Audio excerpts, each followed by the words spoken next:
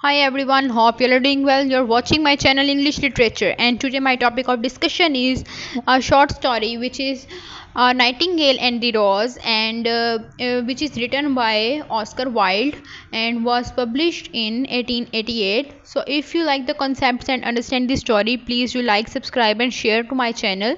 तो इसके इंट्रोडक्शन के राइटर का इंट्रोडक्शन से स्टार्ट करते हैं। ऑथर है ऑस्कर वाइल्ड, आयरिश आयरलैंड के रहने वाले हैं, प्ले राइट हैं, पोइट हैं और ऑथर भी हैं। ठीक है, तो पहले ये पब्लिश हुई थी 1888 में in his collection the happy prince and other tales. उसके बाद इसका जॉनरा क्या है? फेरी टेल है। फेरी टेल में ऐसे एलिमेंट्स पाए जा रहे हैं जो रियल चीज़ों में हमें एग्जिस्टेंस नहीं है जिनकी। ठीक है, जैसे रोज़ जो है वो बात कर रहा है, नाइटिंगेल वो बात कर रही है, जो दरख्त हैं, पेड़ पौधे हैं वो बातें कर रहे हैं। ठीक है, इसमें थीम्स क्या हैं? Love, sacrifice, materialism and human selfishness. ठीक है, मोरल लेसन हम जो थीम्स को है आगे एक्सप्लेन करेंगे समरी के थ्रू और इसके सिम्बोलिज्म के थ्रू। तो मोरल लेसन की बात करते हैं। स्टोरी क्रिटिक सोसाइटी की क्रिटिसिज्म है। Disregard of true sacrifice and the fleeting nature of love. तो नेचर जो है वो कितनी आपके लिए मेहरबान है, और जो ट्रू सेक्रीफाइसेस हैं उनको जो इंसान है वो जो निगलेक्ट कर देता है, उसके ऊपर क्रिटिसिज्म है जो कि लिखा है ऑस्कर वाइल्ड ने, N Irish play right, poet and author. इसकी समरी की बात करें तो इसमें सबसे पहले एक यंग स्टूडेंट है। तो क्या होता है कि वहाँ पर जो प्रिंस है उसने डांस पार्टी रखी हुई है, तो वो जो है अपनी लवर से पूछता है कि वो उसके साथ डांस करेगी उस दिन, पार्टी वाले दिन। तो वो कहती है कि मैं उससे डांस करूँगी जो मुझे रेड रोज़ ला के देगा। तो जो लड़का है वो वापस आता है अपने गार्डन में, ढूंढता है कि उसे रेड रोज़ मिल जाए, लेकिन वो उसे कहीं भी नहीं मिलता। ठीक है, तो वो फिर बैठ के रोने लग जाता है। तो ये सब कुछ ना एक नाइटिंगेल दरख्त से देख रही होती है, तो वो कहती है कि ये लड़का जो है असल में उससे मोहब्बत करता है, तो मैं इसके लिए रेड रोज़ ढूंढ दूँगी। तो वो पहले एक के पास जाती है, फिर दूसरे के पास जाती है और तीसरे के पास जाती है, तो उसे नहीं मिलता रेड रोज़, और चूँकि ये रेड रोज़ का सीज़न ही नहीं होता। तो उसके बाद वो कहती एक जो थर्ड वाले के पास जाती है, तो वो जो थर्ड वाला प्लांट होता है वो कहता है कि मैं रेड रोज़ बना सकता हूँ, लेकिन तुम्हें उसके लिए कुछ करना पड़ेगा।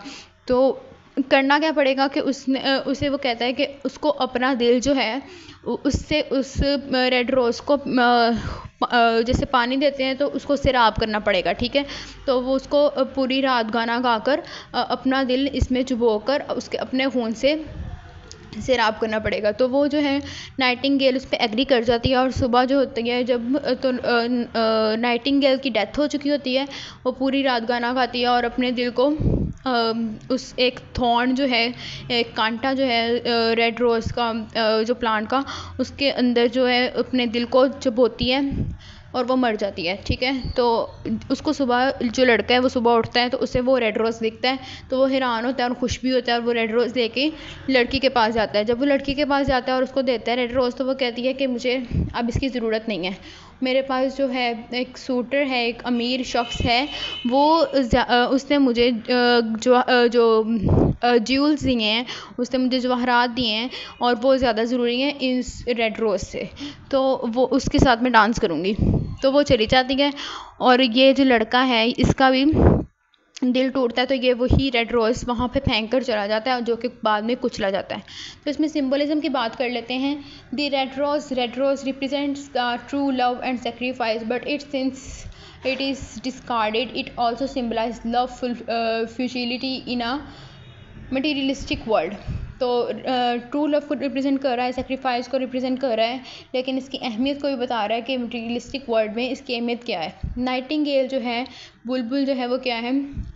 सिम्बलाइज करती है सेल्फलेस डिवोशन को, उसका सेल्फलेस जो प्यार है, एंड आर्टिस्टिक सेक्रीफाइस को। Like many artist she gave everything for beauty and meaning, but it is ultimately अनअप्रिशिएटेड।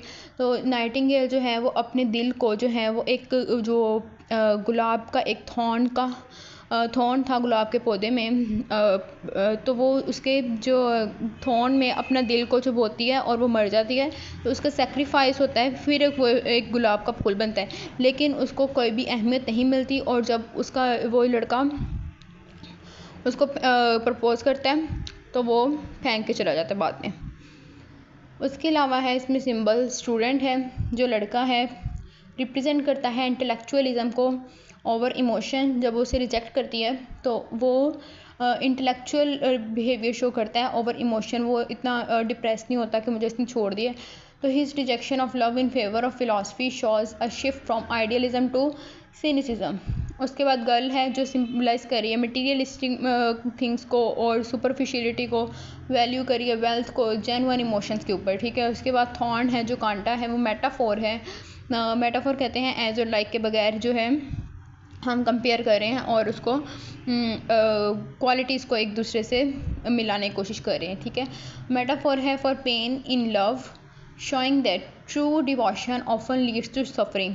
जैसे वो नाइटिंगेल, उसने प्यार शो किया लेकिन वो उसे क्या हुआ, एट लास्ट सफ़र करना पड़ा, ठीक है, और लड़के को भी। उसके बाद आ जाते हैं इसमें थीम्स के साथ मैंने इसके कोट भी लिखे हैं ताकि इसकी बेटर अंडरस्टैंडिंग हो सके। तो ये आप लिखेंगे तो ग्रेड्स ही मिलेंगे आपको ज़्यादा। तो इसका पहला थीम क्या है, sacrifice in the name of love. Nightingale gives her life for love, believing it to be pure and eternal, but it is ultimately ignored. Yet love is better than life and what is the heart of a bird compare to the heart of man. तो वो ये Nightingale कहती है कि प्यार जो है वो ज़िंदगी से बेहतर है और एक छोटी सी चिड़िया का जो दिल है वो इंसान के दिल के मुकाबले में क्या ही चीज़ है, तो इसलिए वो अपनी जान दे देती है। Materialism versus true emotion, love is overshadowed by wealth and social status, the girl reject the royal for jewels, proving that material possession matters more. तो वो जो मटीरियलिस्टिक थिंग्स हैं वो मैटर करती हैं ज़्यादा कुछ लोगों की नज़र में, जैसे गर्ल जो है वो रिजेक्ट कर देती है ट्रू इमोशंस को। I am afraid it will not go with my dress, and besides the Chamberlain nephew has sent me some real jewels. So this was the quote. Next one is the conflict between idealism and reality. तो idealism things क्या है और reality क्या है, उसके दरमियान conflict पाया जा रहा है। Nightingale believes in pure love but in reality it is driven by self interest. What क्या है, what is the silly thing love is, ये लड़का कहते हैं जब वो उसे रिजेक्ट कर देती है। It is not half as useful as logic for it does not prove anything, क्योंकि कुछ प्रूफ नहीं करती और ये लॉजिक कुछ भी नहीं बनाती, तो ये फजूल चीज़ है। Cruelty of love, the innocent nightingale suffers while the selfish character remain unaffected.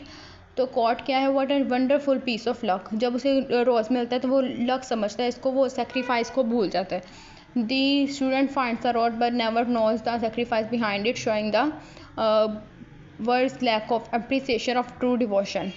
So this was today's lecture. Hope you understand it. If you there would be any question, ask me in the comment section. I will try my best to give you answer that. So also subscribe, like and share it with your friends so that it could be helpful for them also. Thank you very much for watching.